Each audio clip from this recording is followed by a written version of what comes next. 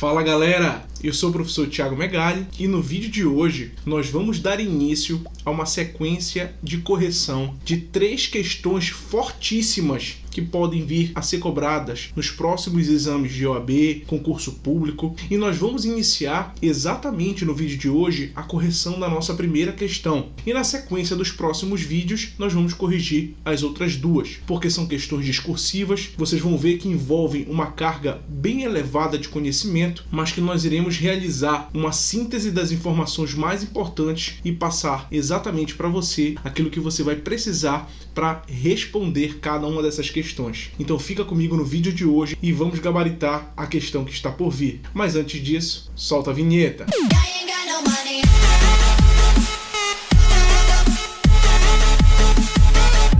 A primeira questão, pessoal, que nós vamos analisar no vídeo de hoje e vamos responder ela de uma forma bem completa, bem gabaritada para você, ela envolve uma recente modificação que foi trazida pela Lei 13.874 de 2019. E essa lei, ela modificou o artigo 74, parágrafo 2º da CLT, conforme nós vamos fazer a análise a partir de agora. Então me acompanhe e vamos fazer a leitura da questão e também marcar os pontos mais importantes para gabaritar no dia da prova. Olha só, pessoal, vamos fazer a leitura então da nossa questão. Carlos trabalhou em uma rede de restaurantes localizada em determinado estado da federação. A sociedade empresária possui 60 empregados divididos em 10 lojas localizadas em municípios diferentes, sendo que cada unidade possui 6 empregados. Após ser dispensado sem justa causa, Carlos ajuizou reclamação trabalhista, postulando o pagamento de horas extras, afirmando que cumpria extensa jornada de segunda-feira a sábado, das 7 às 21, com intervalo de 20 minutos para a refeição.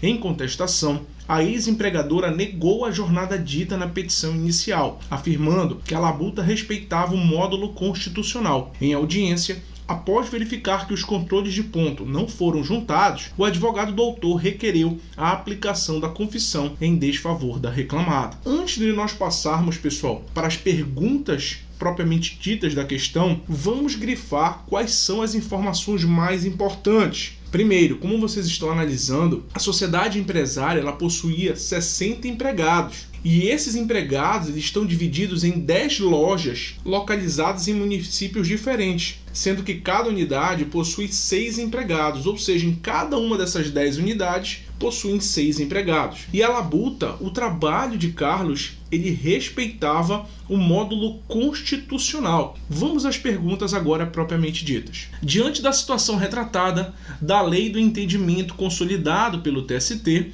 responda aos questionamentos a seguir. Letra A. Como advogado da sociedade empresária, que tese você sustentaria em relação aos cartões de ponto? Justifique. Letra B. Caso você fosse contratado pelo trabalhador e a sociedade empresária juntasse controles de ponto com marcação de jornada de segunda-feira a sábado, das 8 às 16 horas, e intervalo de 1 hora para refeição em todos os dias, que tese você advogaria em prol do seu cliente? Observa, pessoal, tanto a letra A quanto a letra B, conforme nós estamos deixando em negrito, trazem informações importantíssimas. Primeiro, a letra A nos trata como advogado da sociedade empresária. E qual é a atitude que nós iríamos ter com relação à exigência, dos cartões de ponto a serem juntados no processo? E aqui na letra B ele traz uma situação totalmente diferenciada. Ele nos alega que foi anexado no processo cartões de ponto com horários de segunda-feira a sábado, das 8 às 16 horas, intervalo de 1 hora para a refeição todos os dias, ou seja, horários invariáveis, uníssonos. Vamos fazer análise então dessa questão agora, para nós podermos gabaritá-la. Me acompanhe.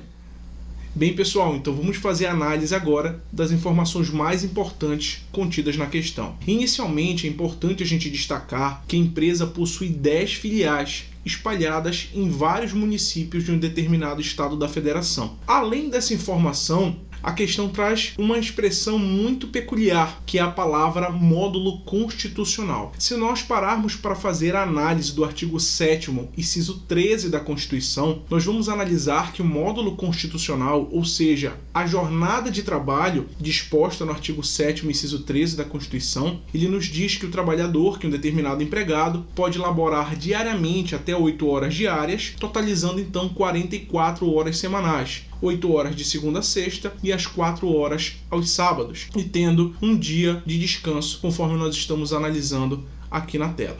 E aí nós vamos nos debruçar então sobre a primeira pergunta, sobre a letra A. Será que a empresa é obrigada a fazer o controle da jornada de ponto de seus funcionários? A partir de quantos funcionários a empresa vai ter? Segundo a legislação, ela vai passar a ser obrigada a fazer o controle dessa jornada.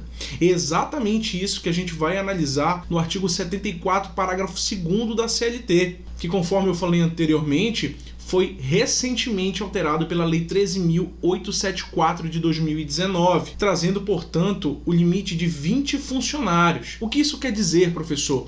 A partir do momento que a empresa tiver mais de 20 funcionários, ela será obrigada a fazer o controle da jornada, o controle de ponto desses funcionários. Isso quer dizer que quando ela tiver menos de 20, ela não vai ser obrigada nos termos da legislação.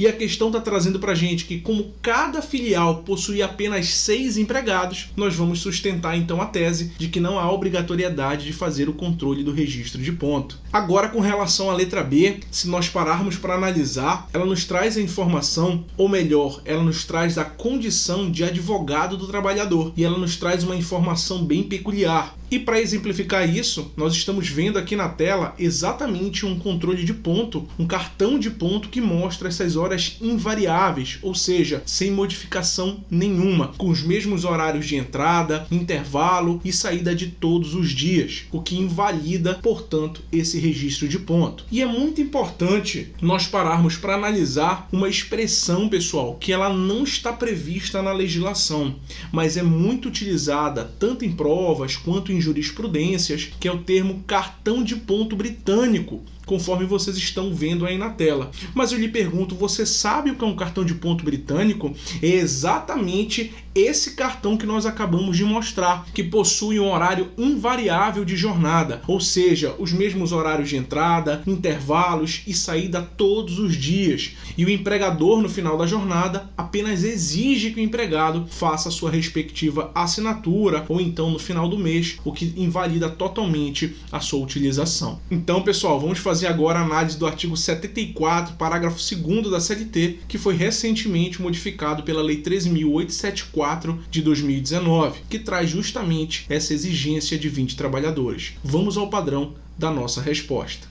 Então, pessoal, vamos fazer a análise juntos agora na nossa tela verde, no nosso quadro verde, o padrão de resposta que nós devemos utilizar para essa questão. Na letra A, uma vez que em cada estabelecimento há menos de 20 empregados, seria desnecessário manter controles por escrito dos horários de entrada e saída dos empregados, conforme previsto no artigo 74, parágrafo 2º da CLT. Pessoal, vamos fazer a leitura do artigo 74, parágrafo 2º, mas só ressaltando que no dia da prova não há necessidade, você não pode fazer a transcrição desse dispositivo legal, porque além de perder tempo, o examinador não vai lhe atribuir nenhum tipo de pontuação para esse tipo de prática. Vamos fazer a leitura. Artigo 74. O horário de trabalho será anotado em registro de empregados. Parágrafo 2º. Para os estabelecimentos com mais de 20 trabalhadores, será obrigatória a anotação da hora de entrada e de saída, em registro manual, mecânico ou eletrônico, conforme instruções expedidas pela Secretaria Especial de Previdência e Trabalho do Ministério da Economia, permitida a pré-assinalação do período de repouso. Redação, então, como nós vimos, dada pela Lei 13.874 de 2019. Vamos analisar o padrão da resposta da letra B. A tese a ser defendida é que, uma vez sendo exibidos os controles de ponto com horários invariáveis, o ônus da prova é transferido para o ex-empregador, na forma prevista da súmula 338, inciso 3 do TST. Olha o que diz a súmula 338. Jornada de trabalho, registro, ônus da prova. Inciso 3. Os cartões de ponto que demonstram horários de entrada e saída uniformes são inválidos como meio de prova, invertendo-se o ônus da prova relativo às horas extras, que passa a ser do empregador, prevalecendo a jornada da inicial, se dele não se desincumbir. Então, pessoal, se o empregador nesse momento não se desincumbir, ou seja, não realizar um outro meio de prova, que não seja os cartões de ponto britânico, conforme nós acabamos de conversar, a jornada pleiteada na inicial pelo reclamante, o pedido de horas extras, vai ser tido como verdadeiro.